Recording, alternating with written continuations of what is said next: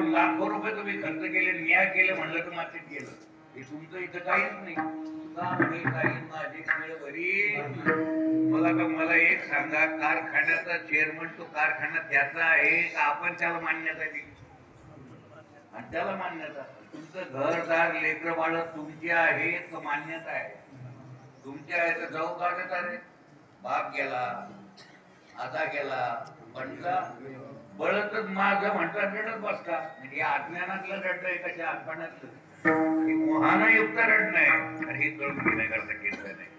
तर महाराज गावात आणायचा, मोठा आणायचा, लहान आणायचा, बामणाला लई दक्षिणा दिली. मी इतकं करून लेकरू पाहून होती. दोघं तपासायला जाय ना,